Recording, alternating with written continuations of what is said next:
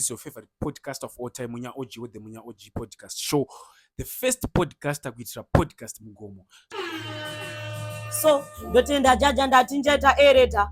Matora ndamatora vamwe mchazokwereta.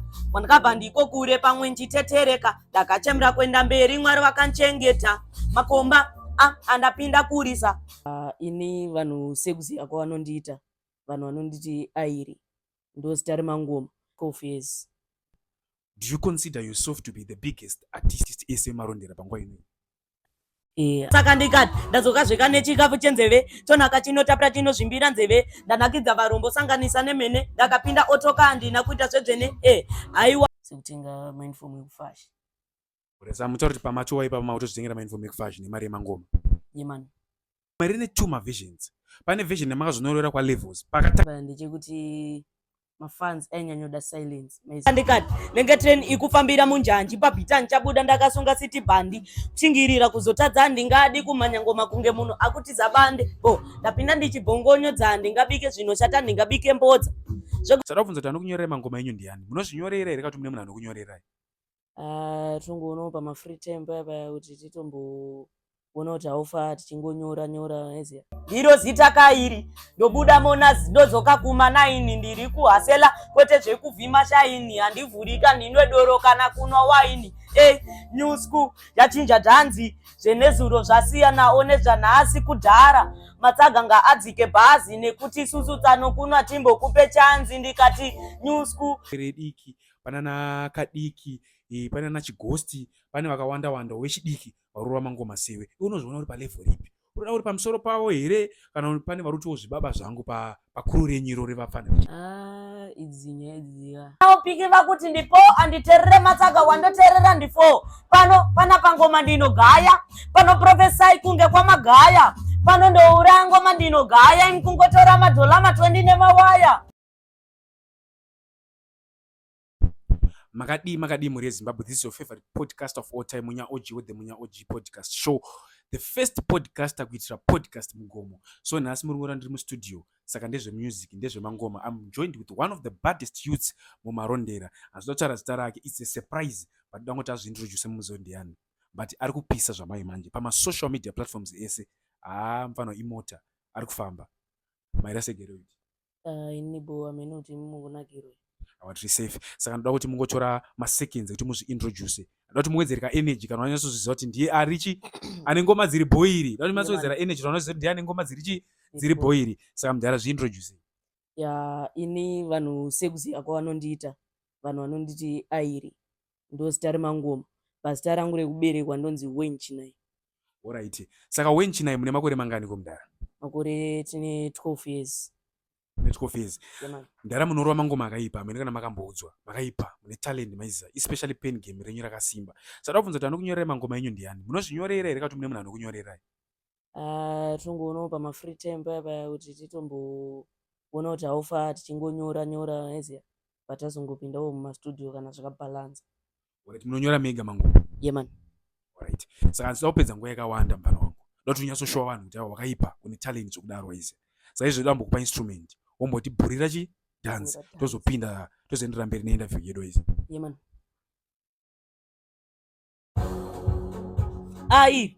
Ngoma dzikupisa dziri boy na wanadem.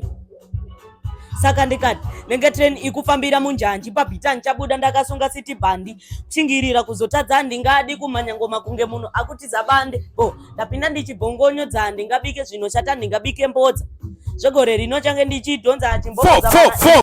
Give me that thing again. Ngoma dzikupisa dziri boy yemani. Saka ndikati nenge train ikufambira munjanji pabhitani chabuda ndakasunga city bandi kuchingirira kuzotadza handingadi kumanya ngoma kunge munhu akutiza bande ndapinda ndichibhongonyo handingabike zvinoshata handingabike mbodza. Wani Airi ane ngoma dziri boiri. Yemani. Yes aya. Dziri boiri. So saka ndikati ndazokazvika nechikafu chenzeve tonaka chinotapira chinozvimbira nzeve ndanakidza varombo sanganisa nemene ndakapinda otoka handina kuita zvedzvene haiwa tanga kutowaina ndatora mazik mayusa nemanaira usazoganza usazovhaira kozi mangwana achazopfuma kandikazogaira so ndiri mburu remarondera kutongopinda mugame ngoma ndichivarovera vane godo kutanga. Pull out that thing my DJ, pull out that thing my DJ. Ndofunga muri kuzvinzira anonzi Airi ane ngoma dziri boiri, one of the baddest youths. Dzikupisa dziri boyi. Yes aya. Yeah man. Wani munhu ari kupisa pamarondera zvamanje manje. Wani munhu ari kuleader especially dziri nawo dzemangoma. Hapana ari kupisirana naye. Hakuna ari kufambirana naye. Bokuti imota zvamanje manje mfana ari kufamba. Zvamanje manje mfana waye ari kubhora chi? Ari kubhora dance. Saka ndoti ati feed, ati kwadze, ati pedzere nemangoma. Tipe chimwe Airi. Yeah man. My DJ. Airi. Ngoma dzikupisa dziri boyi. Yeah man. So ndotenda jaja ndati njaita ereta, matora ndamatora vamwe mchazokwereta, kwandakabva ndiko kure pamwe nchitetereka, ndakachemera kwenda mberi Mwari vakanchengeta, makomba andapinda kurisa, maricho vachindipa kutonsakrisa, vanowanza kuzoganza vanozotaurisa zvavanoita, zvimwe zvacho zvoshamisa, ndapinza hoyo aiwa chakaipa ichi. ngoma dzikupisa dziri boyi. Ndotenda jaja ndati njaita ereta, matora ndamatora vamwe mchazokwereta, kwandakabva ndiko kure pamwe nchitetereka, ndakachemera kwenda mberi Mwari vakanchengeta, makomba andapinda kurisa, maricho vachindipa kutonsakrisa. Ndafunga mazvinzira. Ndofunga mazvinzira. Hanzi negeto ndotenda jaja njaita ereta maiziya. Aiwa zvamai manje mfano wangu nzira yako yakangonanga kutopa. Saka ngatimbopinda ma-questions especially pangoma rauri kurowa iri. Auchazorowa zvako. But timbopinda ma-questions. Ngoma iri ine 2 ma-versions. Pane version yamakazonorora kwa levels. Pakatanga kunzwa ngoma iri. Yange iri pa freestyle pa rhythm iri. Pa silence rhythm iri kwa Popcorn. Waiziya. Vanhu pavanakirwa ne freestyle mvara famba pa social media zvekutodaro waiziya. Vanhu vachikombera kuti iye ndiye anakarowa, iye pakati pake na Holy 10, pakati pake na Darula, ndiye ananyatsobhura chi rhythm iri zvekudaro waiziya. Ndota zonoshamisika wazonopinda pane rimwe rhythm rekwa levels, makubudisa ngoma ratisiri kuziya. Then after some time futi nobva wazopinda futi rimwe ngoma riri pa silence rhythm. Chichakanyatsoitika chakaitika papa ndechekuti mafans ainyanyoda silence maize, saka tangotirega tiri kuti silence uko towana chekuroesawo pamalive kuzi rhythm racho ndofunga mangorinzwawo kuti ronyatsoda palive band. Alright. Saka 2 versions, maidaura 2 ma-versions. Version re-live band ne-version rengodiwa nemafans. Yeah man. Alright. Saka iwe Airi, so far iwe umarondera, do you consider yourself to be the biggest artist panguva inoi? Unozviconsider kuti ndiwe here muartist ari kupisa, ari pamusoro pema-artist ese umarondera panguva inoi? Idzi nyaya idzi dzotoda mafans because ini ipapa handikwanisi kupabata. Hamukwanisi kupapindura. Mafans vanofanira kupindura kuti muri pachikero chipi, muri palevel ripi. Alright. Tiri papo mfano wangu. Tichanyatsorwa mangoma bozi nasizwa remangoma. Tofanira kuwanza mangoma. Tofanira kuwanza chi? Atofanira kuwanza nyaya. Saka tiri papo iwe pa new school. Pa new school pa uri apa choconsider kuti uri mufana wechi we new school. Pana nangwere diki, pana na kadiki, pana na chigosti, pana vakawanda wanda wechidiki varura mangoma sewe. Unozviona uri pa level ripi? Uri pamusoro pavo here kana pane varutiwo zvibaba zvangu pa kuru renyiro revafana vechidiki vari mu new school? Tungodzoke papapo ndoye mafans kana kuti comment section. Andozvinzwisa kuti pamafans ne-comment section vanofanira kutaura, but iwe uri padini unofanira kuzvifila kuti ndiri pakati. Paunongozvifilawo uri iwewe ndopadoda kunzwa. Mafans achazokupindurira ende mafans watoriwo neperspective yavo, but iwe uri padini unofila sei? Unozviona uri papi saartist? Inini pachangu ndototi mafans ndovangokwanisa kupindura nyaya dzakadai. Mugomana abuka kati aiwa ina ndikwanisa kupindura mafans ngazvipindurire. Saka my DJ chimboti pari rimwe ngoma mukomana amboratidza chipo chake chaanacho kuti mafans azonyatsoona kuti ndiani akaipa. Ngoma dziri kupisa dziri boil massive major. So dream 180 ndichivhura hombe vanhu vazongoti awite terra flow iri rangu arite kote vae vanodhomoka vasingaraite ndopinda flow apana kana ane draw pese pandasvika vese vanozongomirawo ndarira nawo piki vakuti ndipo anditerere matsaga wandoterera ndifo pana pangoma ndinogaya pano professor kunge kwamagaya flow. Aiwa Airi ane ngoma dziri boil, one of the baddest youths in Marondera right now. Dziri boil massive major. So ngoma ndapinda ndiri mu180 ndichivhura hombe vanhu vazongoti awite terera flow iri rangu harite kwete vaye vanotomoka vasingaraite ndopinda flow hapana kana ane dhoo pese pandasvika vese vanozongomira ho ndarira nawo piki vakuti ndipo anditerere matsaga wandoterera ndifo pano pana pangoma ndinogaya pano profesai kunge kwamagaya pano ndoura ngoma ndinogaya imkungotora madhola ma20 nemawaya pano pana pangoma ndinogaya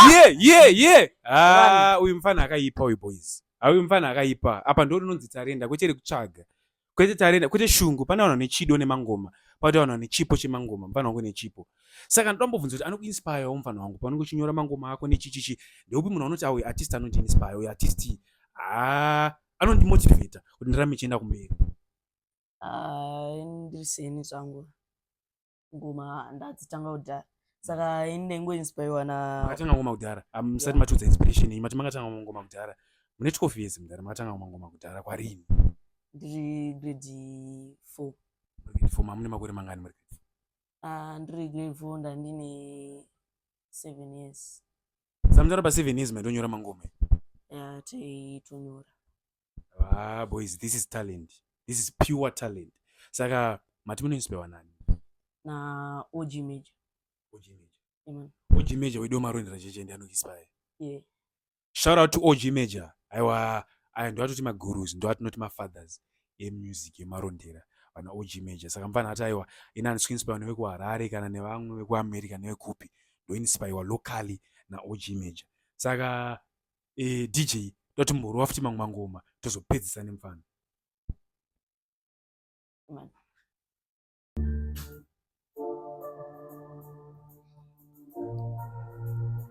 Ai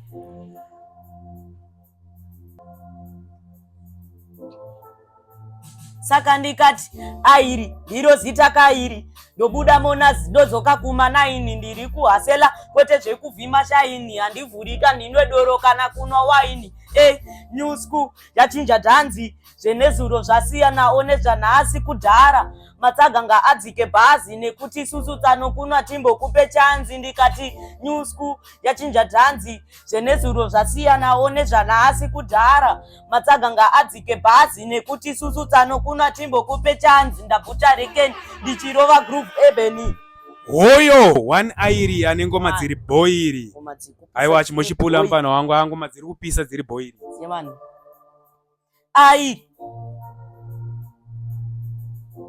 ngoma dziri kupisa dziri boiri yobika massive ndotenda jaja ndati njaita ereta matora ndamatora vamwe mchazokwereta kwandakabva ndiko kure pamwe nchitetereka ndakachemera kuenda mberi mwari vakanchengeta cause new school yachinja dhanzi zvenezuro zvasiyanawo nezvanhasi kudhara matsaganga adzike bhazi nekuti isusu tanokunwa timbokupe chanzi ndikati new school yachinja dhanzi zvenezuro zvasiyanawo nezvanhasi kudhara matsaganga adzike bhazi nekuti isusu tanokunwa timbokupe chanzi. Holland my DJ. So mano wangu da kubvunza umwe mvunzo. Chii chinokumotivate, chii chinokupa shungu dzekuti uite zvemangoma, chii chinokupusha kuti uite zvemangoma? Chinongonita kuti ndiite zvemangoma ingorinawo yekuti pakuinspire baba panga. Unotoona kuti ati roto kuti munhu aende kumberi. Saka cheta kutongoti urega tere matsimba.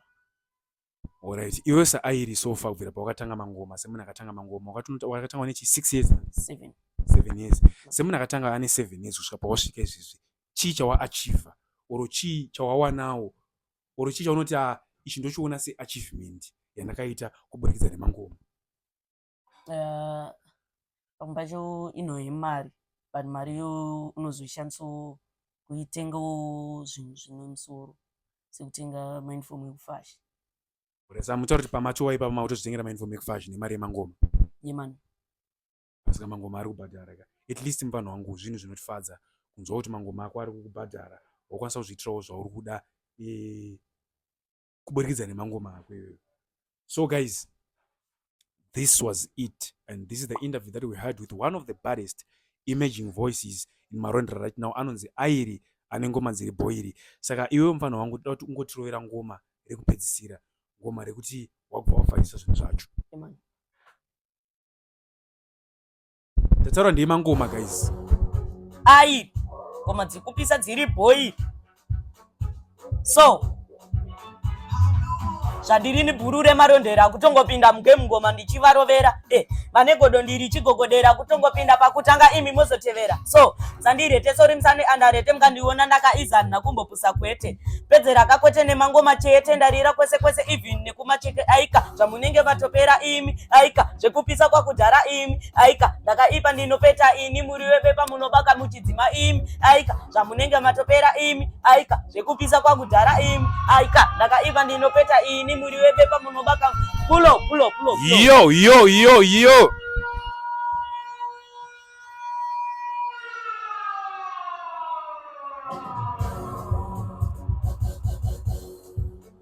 Ai ngoma dzikupisa dziri boil. So ndabvuta reke ndichirova groove ebony ndiri shiri yamakasiya ndeta leti enderi ndikati Jesus andingambotibete mberi kwandakabva ndokuziva ndenge chiti hemeni ndikati short ndinipfutika indorira mahorifiki raimupeta zvemaungira ndikazvigaya ndikambogaya kwandikatangira ndesaziya kuti ndichaita mukurumbira itsaga musaenzanise iye neni itsaga anozviti anorova kunge meni. Yo man. We are signing out. Thank you so much. And please don't forget to subscribe to our YouTube channel, The Munya OG Podcast, so as well as to follow us on all social media platforms, The Munya OG Podcast Show. Thank you so much for your love and support. Until next time.